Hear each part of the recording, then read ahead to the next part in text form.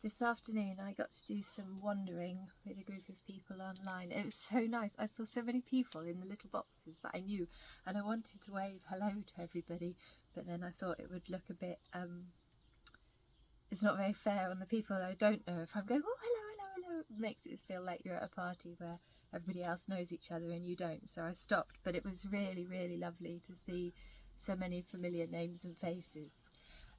We got to do some wandering this afternoon, and it's really lovely to have that opportunity, because so often you're kind of dealing in the practical reality of the now, and that chance to drift and daydream about futures. It feels like it fits with the weather, like it's a warm, hazy day, and you could just lie on a warm, hazy day and think, what next?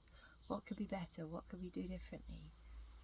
On my multisensory room training, I look at the history of the institutions where, you know, the long stay hospitals where people with learning disabilities used to be locked up, because that history is really significant to the development of multisensory rooms.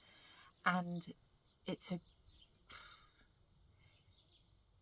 bleak history, and if you are curious about it, Steve Unwin's book Beautiful Lives, which is out really recently, is a really thorough and beautiful investigation of the history of learning disability, and it's definitely worth a read.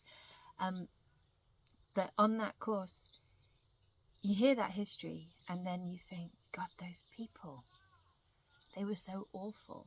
You know, the things that they used to do, they were so dreadful. And it's really easy to think of them as the baddies and us as the goodies. But we are a continuation of that practice. We are an evolution of that practice.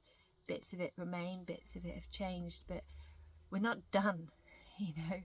And hopefully our practice will improve. And it's quite likely that in 20 years' time, 40 years' time, 50 years' time, people will look back at us and think, oh my goodness, I can't believe they did that. And we'll be the baddies of the past, and they'll be the goodies of the future.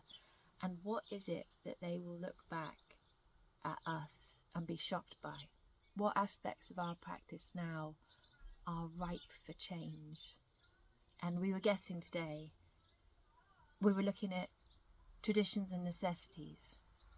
What is necessary for particular things? What's necessary for communication? What's necessary for eating? What's necessary for learning? And what's a tradition? The tradition bits can change and can adapt. And I think we've come a long way with our adaptation for visible disabilities. And maybe the next 20, 30, 50 years is the adaptation for hidden disabilities. But it's a good thing to daydream about. It's something that occupies a lot of my headspace.